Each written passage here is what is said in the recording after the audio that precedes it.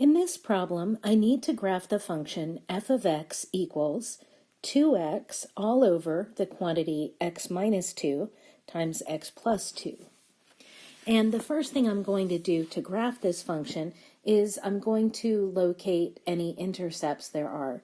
So I'll find any x-intercepts and any y-intercepts. And I'll start with the y-intercept, which is the easier to find because it just means that we have to find out what f of 0 is. So I found that f of 0 is equal to 0, and that means that we have the point 0, 0 on our graph. I'll go ahead and plot that. And now I can find any x-intercepts, if they exist. And obviously 0, 0 is an x-intercept, but we want to check to see if there are any others. So in order to find that, I'll take the whole function and set it equal to 0. Now, since we can multiply both sides by the denominator, I'm going to go ahead and do that. Remember, you can do that with an equation, but not with an inequality. So now I've got 2x equals 0, and to solve this for x, I just divide both sides by 2, and I get x equals 0. So that's the same intercept that we already found. That's 0, 0 at the origin, and we've already got that plotted on our graph. So now that I have those that 1 point anyway, I'll go ahead and find the asymptotes.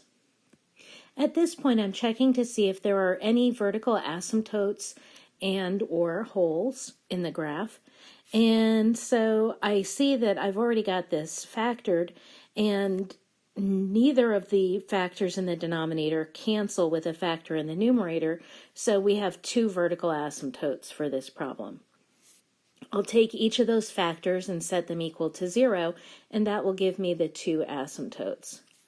So I have x minus 2 equals 0, which tells me that one of my asymptotes is x equals 2, and then we have x plus 2 equals 0, and that means that x equals minus 2 is also a vertical asymptote. So I'm going to go ahead and plot those with a dashed line. All right, so now I've got my 2 vertical asymptotes plotted, and now I'll look to see if there is a horizontal asymptote. And I see that the numerator has a smaller degree than the denominator, so my horizontal asymptote is going to be y equals 0. Since I have a horizontal asymptote, I won't have a slant asymptote, so I don't need to check for that.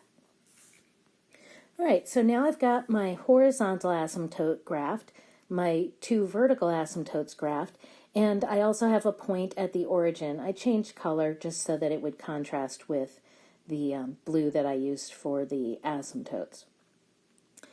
All right, so now I'm going to plot some more points. And in order to do this, I'm going to use the graphing calculator.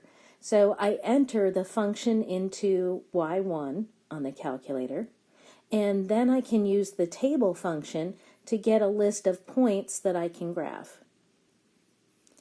Now I've plotted the points that I can see on the table here. And since my graph runs from -8 to +8, I really just look for those integer values from -8 to +8, and I've got them graphed here. If you would like to change your table, you can change the increment. Maybe you want to change it to 0.5 instead of 1.